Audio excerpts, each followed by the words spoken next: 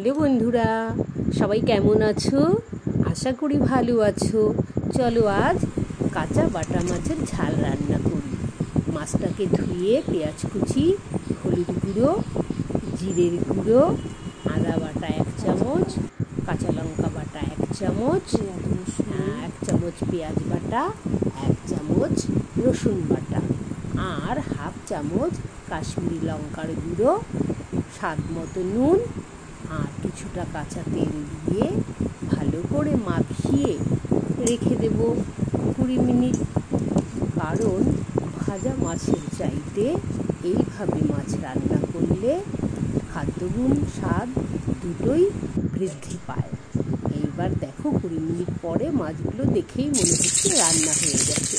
অল্প পেঁয়াজ ফোড়ন দিলাম, তার সঙ্গে দিয়ে দেব ক্যাপসিকাম। সেটা একটু ভাজা হলে আমি আমার ম্যারিনেট করা মাছগুলো একে একে কড়াইয়ের উপর দিয়ে দিচ্ছি।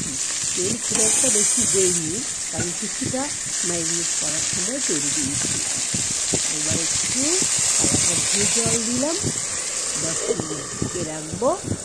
10 মিনিট ঢাকাতে প্রায় হয়ে যাবে। এবার একটু আস্তে করে উল্টে দিলাম, মাছ কিন্তু ভাঙবে না। তারপর একটু জল দিয়ে আরেকবার ফুটিয়ে নেব। কারণ নুন মশলা এগুলো যতটা মাছের গায়ে গেছে আরেকটু ভালো করে লাগার জন্যই একটু জল দিলাম। তৈরি হয়ে গেল কাঁচা বাটা মাছের ঝাল।